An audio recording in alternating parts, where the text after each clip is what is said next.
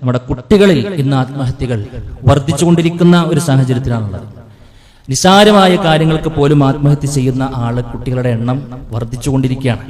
ഇവിടെ ഒന്നാമതായി രക്ഷിതാക്കൾക്കും, രണ്ടാമതായി അധ്യാപകർക്കും, മൂന്നാമതായി സമൂഹത്തിലെ ആർക്കൊക്കെ ഹാൻഡുണ്ടോ സമൂഹത്തിൽ ഒരു രക്ഷാധികാരികൾ ഉണ്ടാകുമല്ലോ, അവർക്കൊക്കെയും ചില കാര്യങ്ങൾ ബാധ്യതകളായിട്ടുണ്ട് എന്നുള്ളതാണ്.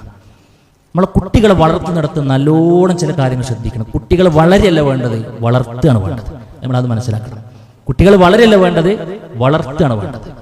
കുട്ടികൾക്ക് ചെറുപ്പം മുതലേ നമ്മൾ ശ്രദ്ധിക്കേണ്ട ചില കാര്യങ്ങളിൽ ഒന്ന് സ്നേഹം കൊടുക്കണം എന്നല്ല സുഹൃത്തുക്കളെ. ഈ ആത്മഹത്യാ മുനമ്പിലേക്കൊക്കെ പോയ ആളുകളുടെ ഹിസ്റ്ററി പരിശോധിച്ച് നോക്കി നിങ്ങൾ. പലപ്പോഴും വരണ്ട വീടകങ്ങൾ കാണാൻ കഴിയും. സ്നേഹത്തിന്റെ ബാലപാഠം പോലും അറിയാത്ത ഒരു ഉപ്പാന്റെ കഥ ഒരു പക്ഷെ പറയാനുണ്ടാവും, ഒരു ഉമ്മാന്റെ കഥ പറയാനുണ്ടാവും. എല്ലായിടത്തുനിന്നും വിമർശനങ്ങളും കുറ്റപ്പെടുത്തലുകളും ഒറ്റപ്പെടുത്തലുകളും കളിയാക്കലുകളെ കൊണ്ട് വീർപ്പ് മുട്ടിയതിന്റെ കഥനകഥകൾ ഒരു പക്ഷെ പറയാനുണ്ടാവും. അപ്പോഴും അതൊന്നും ചെയ്യാൻ ന്യായമല്ല. പക്ഷേ ചെറിയ ഹൃദയങ്ങളാണ്, ബുദ്ധിയുറക്കാത്ത പ്രായമാണ്. കാരണക്കാരൻ നമ്മളൊക്കെ തന്നെയായിരിക്കും.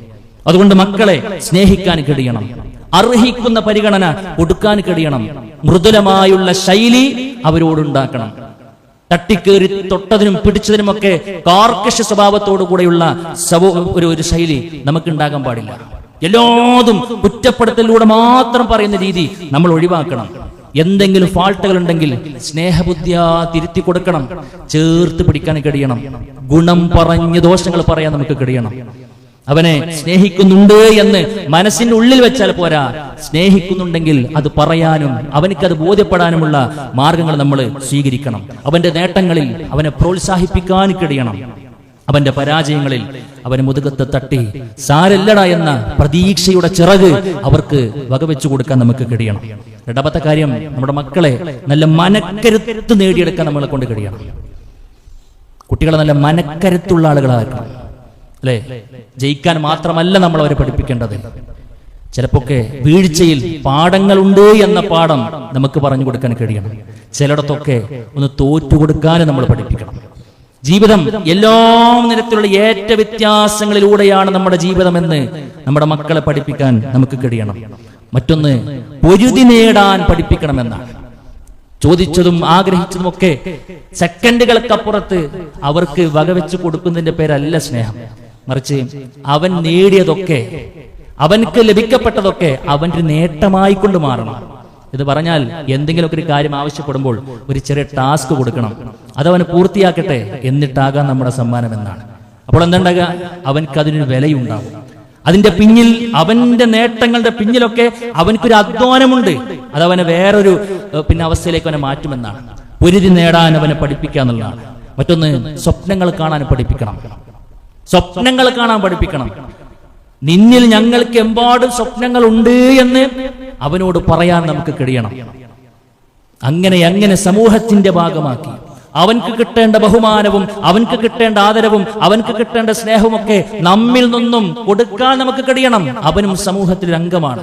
അത് എത്ര ചെറിയ കുട്ടിയാണെങ്കിലും അവൻക്ക് കിട്ടേണ്ട ഒരു ബഹുമാനമുണ്ട്. ഞാൻ വാക്കൊന്നുകൂടെ പറയുന്നു, നഴ്സറി പ്രായത്തിലുള്ള കുട്ടിയാണെങ്കിലും അവൻ അർഹിക്കുന്നൊരു ബഹുമാനമുണ്ട്. തെറ്റി പറഞ്ഞതല്ല, ബഹുമാനമുണ്ട്. അവനെ ബഹുമാനിക്കാൻ നമ്മൾ കഴിയണം, അവനെ സ്നേഹിക്കാൻ കഴിയണം, അവന്റെ മികവുകളിൽ സന്തോഷിക്കാൻ കഴിയണം. നീയാണ് ഞങ്ങളുടേതെല്ലാം എന്ന് അവനക്ക് തോന്നണം. രക്ഷിതാക്കളുടെ ഭാഗത്ത് നിന്ന് തോന്നണം, അധ്യാപകരുടെ ഭാഗത്ത് തോന്നണം. അധ്യാപകർക്ക് വലിയ റോളുണ്ട്. ഒരു കുട്ടിയെ ഷേപ്പ് ചെയ്തെടുക്കുന്നതിൽ അധ്യാപകർക്ക് വലിയ റോളുണ്ട്. കാരണം മാതാപിതാക്കളുടെ കൂടെയുള്ള സമയത്തേക്കാൾ ഏറെ സമയം വിദ്യാലയങ്ങളിൽ നമ്മുടെ മക്കൾ ഉണ്ട് എന്നുള്ളത് കൊണ്ട് തന്നെ അവരും ശ്രദ്ധിക്കണം. നമ്മുടെ ആളുകളും സമൂഹത്തിലെ കാരണവന്മാരും നമ്മളെല്ലാവരും മക്കളുടെ വിഷയത്തിൽ നല്ലോണം ശ്രദ്ധിക്കണം എന്നുള്ളതാണ് സൂചിപ്പിക്കുവാനുള്ളത്. അതിലുപരി മതബോധം നൽകണം. നമ്മൾ ആദ്യ ഖുത്ബയിൽ കേട്ട കാര്യങ്ങളുണ്ടല്ലോ, അതൊക്കെ നമ്മുടെ ശൈലിയിലൂടെ നമ്മുടെ മക്കൾ കേട്ട് പഠിക്കണം. ജീവിതം അവർ ആസ്വദിക്കട്ടെ, ജീവിതം അവർ സ്വപ്നം കാണട്ടെ, ജീവിതം ഓരോ സെക്കൻഡുകളും ഓരോ ദിവസങ്ങൾ കഴിയുമ്പോഴും അവർക്ക് പുതിയ പാഠങ്ങൾ കിട്ടുന്നതാകട്ടെ. നമ്മുടെ കൂടെയുള്ള ഓരോ ജീവിതവും അവർക്ക് നല്ല ആനന്ദം പകരുന്നതാകട്ടെ, ആവേശം പകരുന്നതാകട്ടെ. അവർക്ക് എല്ലാ അർത്ഥത്തിലും മെച്ചമുള്ള ജീവിതമാകട്ടെ. ആ നിലയിലേക്ക് സുഹൃത്തുക്കളെ നമ്മുടെ അധീനതയിലുള്ള മക്കളെ, വരും തലമുറയെ ചേർത്ത് പിടിക്കാൻ നമുക്ക് കഴിയണം എന്നുള്ളതാണ് സൂചിപ്പിക്കുവാനുള്ളത്. മറ്റൊന്ന്, പല ആളുകളും ചോദിക്കലാണ്, ഇനി അങ്ങനെ എങ്ങാനും ആത്മഹത്യ ചെയ്തൊരാളുടെ മയ്യത്ത് നിസ്കരിക്കാൻ പറ്റുമോ എന്നാണ്. ആത്മഹത്യ എന്നുള്ളത് കാലാകാലം നരകത്തിൽ പോയി കിടക്കുന്ന ഒരു വലിയ ശിർക്കിനോളം വരുന്നൊരു തെറ്റൊന്നുമല്ല എന്ന് പറഞ്ഞാൽ ചെറുതായി കാണുകയല്ല. ചെറുതായി കാണാനുള്ള വകുപ്പില്ല എന്ന് പറയാൻ നമ്മൾ കേട്ടല്ലോ. പക്ഷേ നബി കരീം സല്ലല്ലാഹു അലൈഹി വസല്ലമ നിസ്കരിച്ചിട്ടില്ല. എന്നാൽ റസൂൽ കരീം സല്ലല്ലാഹു അലൈഹി വസല്ലമ സ്വഹാബാക്കളോട് നിസ്കരിക്കാൻ വേണ്ടി പറഞ്ഞിട്ടുണ്ട്. അതിന്റെ അർത്ഥം നിസ്കരിക്കാൻ പറ്റുമെന്ന് ചോദിച്ചാൽ പറ്റും. പക്ഷെ സമൂഹത്തിന്റെ മുഖ്യധാരയിൽ നിൽക്കുന്ന ആളുകളൊക്കെ അതിന് മാറി നിൽക്കുകയാണ് വേണ്ടത്. എന്തിനാ? അതിന്റെ ഗൗരവം സമൂഹത്തെ പഠിപ്പിക്കാൻ വേണ്ടിയിട്ടാണ്.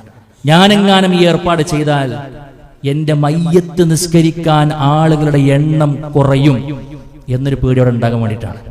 അതല്ലാതെ തീരെ പാടില്ല എന്നൊരു അർത്ഥമില്ല എന്നുകൂടെ നമ്മൾ ചേർത്ത് വെച്ച് മനസ്സിലാക്കേണ്ടതുണ്ട്. അല്ലാഹു സുബ്ഹാനഹു വ തആല എല്ലാ അർത്ഥത്തിലും എൻ്റെ ദീൻ ഉൾക്കൊണ്ട് ജീവിതം ക്രമപ്പെടുത്തി മുന്നോട്ട് പോകാനുള്ള തൗഫീഖ് നമുക്ക് എല്ലാവർക്കും നൽകി അനുഗ്രഹിക്കുമാറാകട്ടെ.